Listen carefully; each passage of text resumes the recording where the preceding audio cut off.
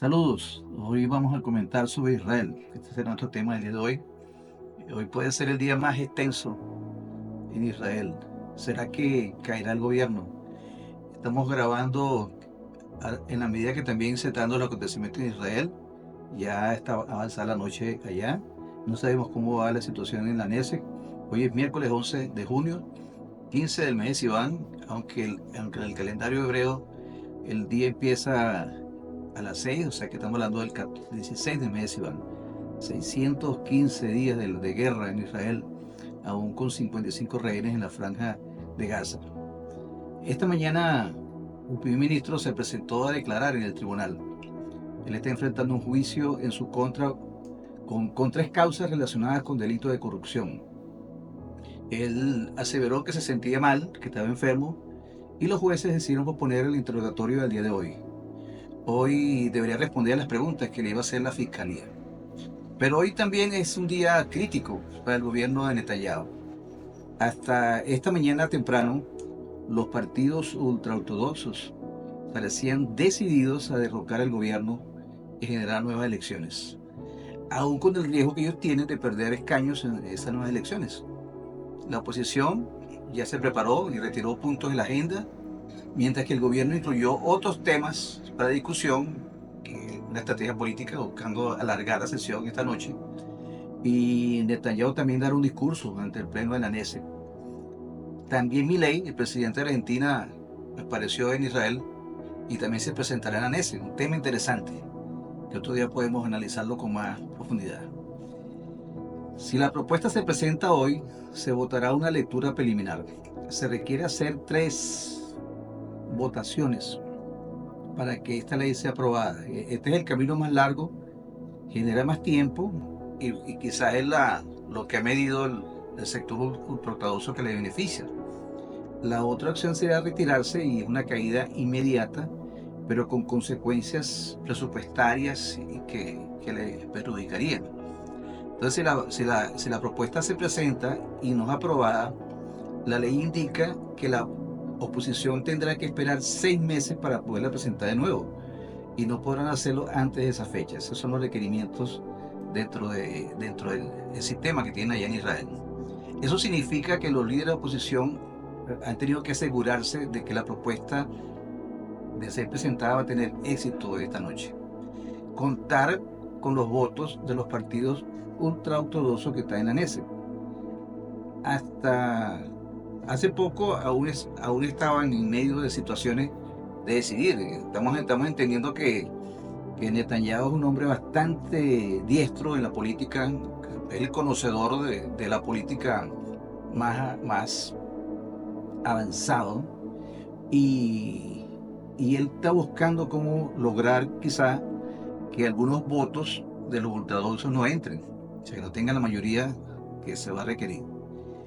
Eh, ya habían decidido retirar las propuestas que tenían para hoy la oposición. Ellos no quieren perder tiempo, mientras que la coalición que tiene Netanyahu están buscando es más bien ganar tiempo. Y ya incluyeron más puntos, ya incluyeron algunos proyectos de ley que tenían pendientes, lo colocaron también en la agenda. La razón es que más temas sean discutidos y la sesión se estire, se alargue. Vean que todo esto está pasando mientras el gobierno de Estados Unidos sigue deteniendo las posibles acciones de Israel con respecto a Irán. Ese va a ser un tema que vamos a hablar en otro momento. Ese va a ser un tema muy necesario que lo comentemos. El domingo próximo será la reunión en Oman. Otro tema que está ahí es el tema de los rehenes. Y luego esta nueva avanzada de ataques que está teniendo, en este caso la Armada, hacia Yemen. Y ese también está conectado con Irán porque quien está financiando esa cantidad de misiles que se están enviando desde Yemen, no lo está produciendo Yemen. Ahora bien, todo lo que está sucediendo en Israel está definido por lo que aconteció el 7 de octubre, la madrugada de ese sábado. En Israel se le llama el sábado negro, pero es más bien conocido como la masacre de Simchat Torah. Lanzaron unos 4.300 cohetes desde unos 1.000 equipos dentro de Gaza. Y luego incursionaron en parapentes. Durante 2 días, unos 6.000 militantes palestinos violaron esa grande barrera de 65 kilómetros, de 6 metros de altura. Imagínense eso, equipada con alta tecnología para detectar cualquier violación, una barrera de hormigón con sensores para identificar túneles, y atacaron comunidades que se llaman también kibbutz y bases militares, y había un festival de música que se celebró esa noche. En un solo día murieron alrededor de 1000 civiles y más de 350 soldados y policías israelíes. Unos 200 civiles y soldados fueron tomados como rehenes, de los cuales unos 30 eran niños. Lo que aquel día aconteció fue algo catastrófico. Hay videos aún que están por ahí corriendo, de cómo colocaban a los niños inclusive en estas cosas donde se calienta la comida y los asaron vivos, cómo asesinaban a los niños ante los padres. Fue una cosa horrenda. Otro día quizás vamos a comentar más sobre esos elementos y el contexto de lo que significó ese día 7 de octubre. Solo le adelanto algo, se estaba terminando lo que se conoce como la fiesta de Sukkot, y también estaba en el contexto de los 50 años de la guerra de Yom Kippur, que tuvo también sus implicaciones. Otros eventos se estaban dando en Israel. ¿Qué llevaron a esos grupos armados a denominar ese ataque Operación Diluvio o Operación Inundación del Al-Aqsa? Al-Aqsa significa la mezquita más distante, hablando en términos árabes. Mezquita Al-Aqsa está la que está al lado de la cúpula, el domo de la roca en el monte del templo. El 7 de octubre entonces fue un antes y un después. Nunca había ocurrido algo como lo que aconteció. Esto trajo una tremenda sacudida en el país de Israel, pero también una unidad.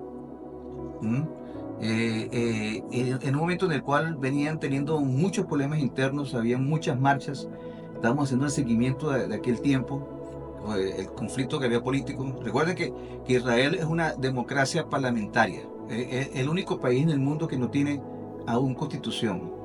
Y ese sistema se basa, el sistema parlamentario se basa en varias leyes que fueron, o sea, el sistema que tienen de legal se basa en varias leyes fundamentales que fueron promulgadas por el mismo Parlamento.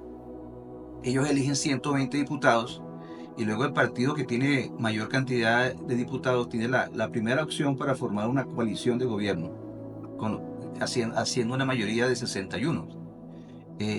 Pero hoy el país está muy dividido y esta coalición también está en crisis. Más espiritualmente esta situación nos trajo, no trajo un quebrantamiento al pueblo de Israel. Vean que se volvieron cada día más a estos eventos como la fiesta nova. Israel sigue jugando con fuego, no hay conciencia del tiempo profético en el cual nos encontramos. Podemos hablar de que hay una ceguera espiritual muy grande. Miren, la droga, el sexo, la bebida abunda de manera abundante en fiestas, en macro fiestas que se hacen en muchos lugares en Tel Aviv, en muchos otros lugares de Israel.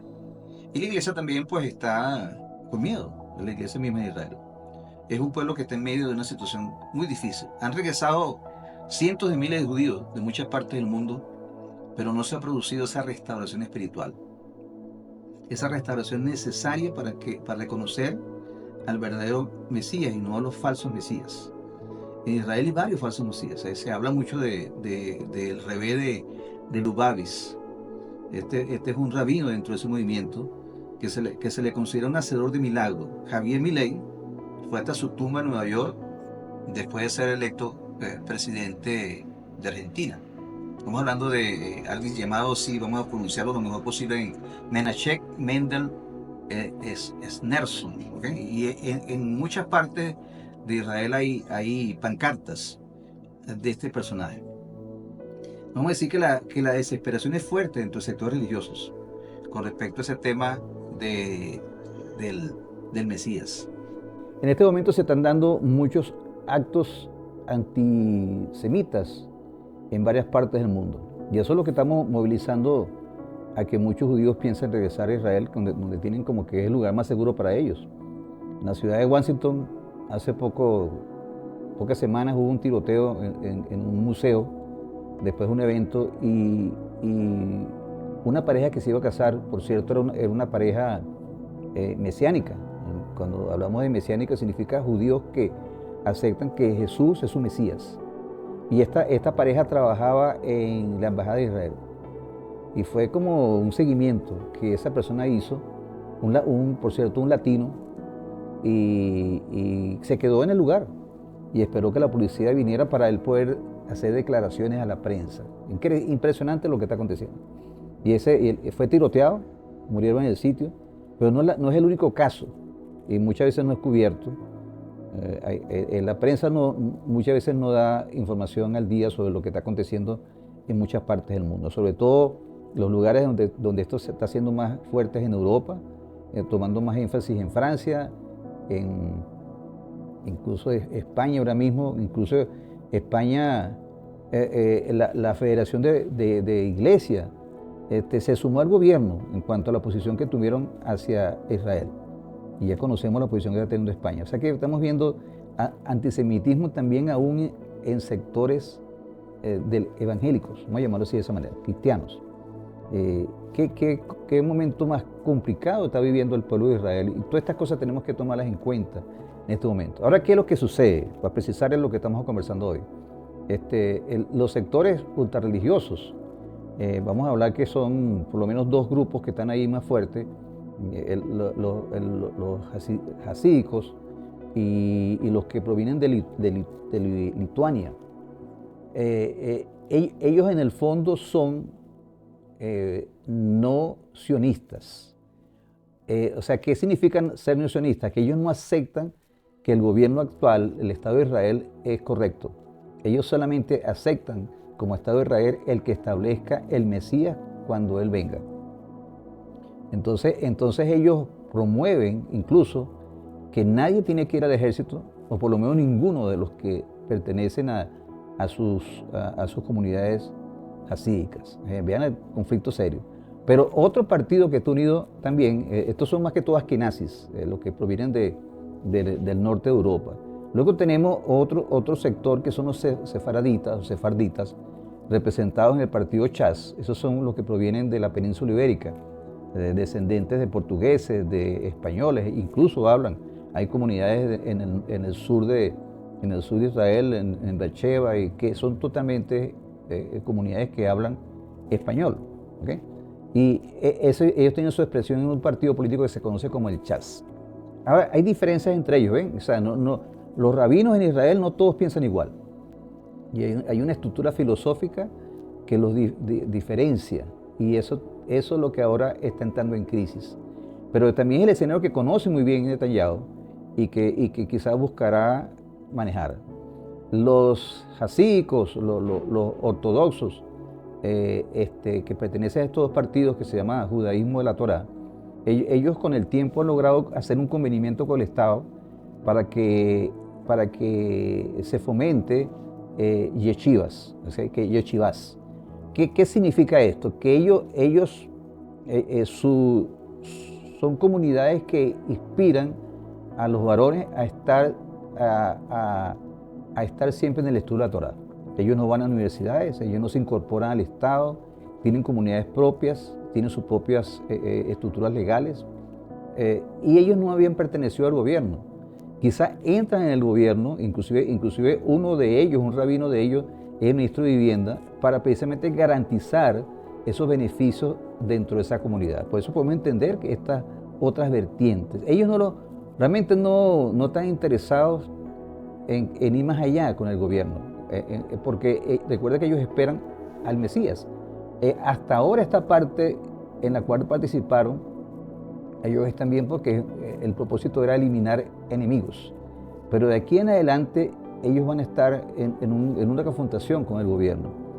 Y entonces el gobierno empezó a elaborar una ley que se llama la ley de enrolamiento. Primero la ley de enrolamiento, después se convirtió en la ley de no enrolamiento, que era obligar a que ellos también participaran en el ejército.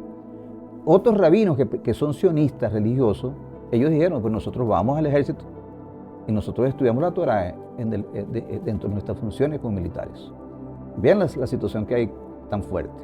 Entonces vamos a esperar qué sucede, pero tengan entendido que esto significa que le puede quedar corto tiempo a Netanyahu, y un cambio de gobierno significaría que entonces la izquierda puede llegar al poder y ellos sí van a plantear una división de Jerusalén. Seguimos entonces viendo los acontecimientos en Israel, prestando atención, porque este es lo profético, y lo que acontezca en Israel va a influir en todo el mundo. Muchas gracias y hasta la próxima en la cual nos encontremos.